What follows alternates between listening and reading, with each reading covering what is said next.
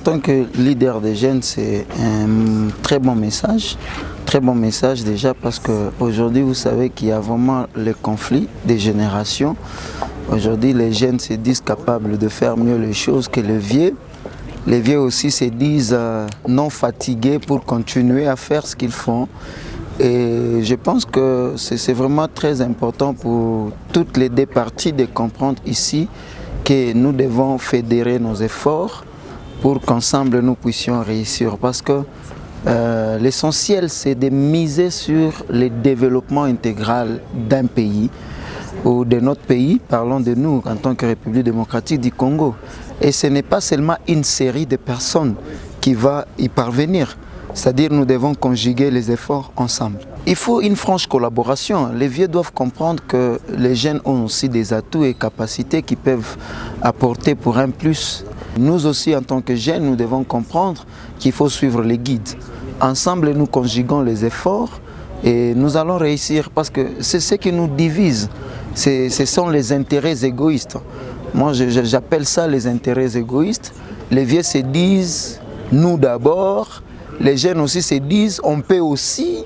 Et voilà, donc les vieux doivent comprendre, comme ce sont eux qui nous ont déjà dévancés, ils doivent comprendre que nous devons conjuguer les efforts ensemble.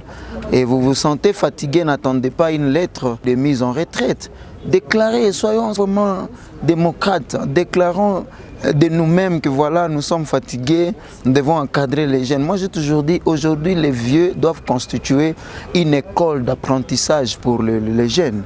Mais lorsque le vieux ne donne pas la chance aux jeunes de faire ce qu'ils font, automatiquement il y a une barrière. C'est comme ça qu'il y a maintenant le conflit intergénérationnel qui continue toujours à s'accentuer du fait qu'il y a une partie qui ne veut pas accepter l'autre partie.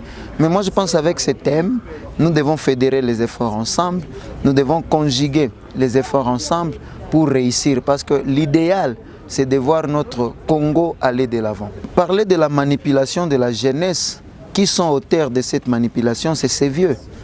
Parce que ce sont les gens qui sont en mal de positionnement, qui ont toujours besoin d'avoir un appui de la jeunesse derrière pour soutenir leurs mauvaises actions. La politique n'est pas question de créer des chorales pour que les jeunes commencent à chanter parce que vous les fragilisez sur le plan de manque d'emploi. Et c'est ce qui fait que tous les jeunes qui sont en souffrance, ils se font fanatiques des autorités pour gagner un pain.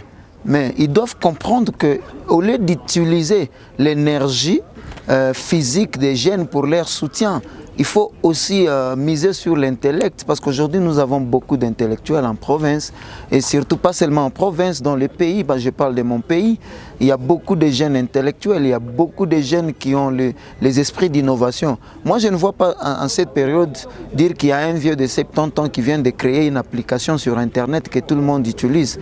Ce n'est que les jeunes. Je vois tous les nouveaux projets d'émergence ou de développement.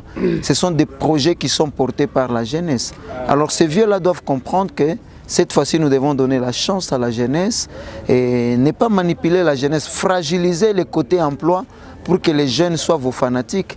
Ça, nous continuons à condamner avec la dernière énergie. Je pense que le moment est venu où nous devons comprendre qu'il faut laisser la place à ceux qui méritent pour la continuité et surtout que depuis 1960 jusqu'à aujourd'hui, le Congo n'émerge pas.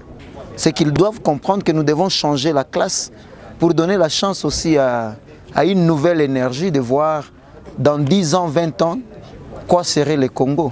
Donc moi je pense qu'il est temps de comprendre que nous devons fournir les efforts ensemble pour que le pays puisse porter une nouvelle robe.